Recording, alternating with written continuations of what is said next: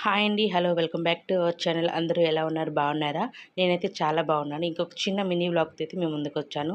So, ఇవాళ video ఏంటంటే egg carrot fry అండి. సో, ఎలా చేయాలో ప్రాసెస్‌లోకి అయితే వెళ్ళిపోదాం. ముందుగా స్టవ్ పైన ఒక బాండీ పెట్టుకొని ఆయిల్ వేసుకొని, ఆయిల్ వేడయ్యాక తాలింపు దినుసులు వేసుకోవాలి. తాలింపు దినుసులు వేగాక క్యారెట్ ముందుగా తురుము పెట్టుకున్నాను నేనైతే. క్యారెట్ తురుము వేసుకోవాలి. క్యారెట్ తురుము మగ్గే వరకు లో ఫ్లేమ్‌లో పెట్టుకోండి. లేకుంటే మాడిపోతుంది. సో, నేను మా బాబుని చూసి వచ్చేసరికి మాడిపోయింది. సో, ఇంకా అలా పెట్టుకున్న తర్వాత మగ్గిన తర్వాత మనం ఎన్ని ఎగ్స్ వేసుకోవాలనుకుంటామో అన్ని ఎగ్స్ పగలగొట్టి వేసుకోవాలి. ఎగ్స్ వేసాక ఒక్కసారి మాత్రమే తిప్పి మూత పెట్టేయాలండి. కొంచెం మగ్గుతుంది. సో, ఆ తర్వాత మనం మంచిగా ఫ్రై చేసుకుంటే సరిపోతుంది.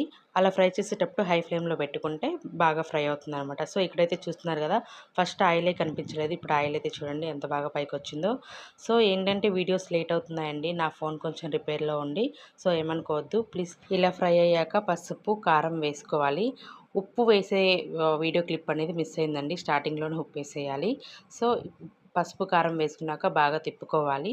తిప్పుకున్న తర్వాత ఉప్పు ఎప్పుడైనా సరే ఫస్టే వేసుకోండి. ఎందుకంటే బాగా పడుతుంది కర్రీకి. తర్వాత ధనియా పౌడర్, గరం మసాలా, చికెన్ మసాలా వేసుకుంటే బాగుంటుందండి. వేసుకున్న తర్వాత బాగా కలుపుకోవాలి. కొంచెం సేపు మగ్గనివ్వాలండి. దీని బదులుగా మీరు కారంని ఎల్లిపాయ, కారం, కొబ్బరి వేసి మిక్సీ చేసి కూడా వేసుకోవచ్చు. చాలా టేస్టీగా ఉంటుంది. సో, ఫైనల్‌గా అయితే ఇదండి. చాలా టేస్టీగా వచ్చింది. బాగా వచ్చింది. ఒకసారి మీరు కూడా ట్రై చేసి కామెంట్ చేయండి. Thank you.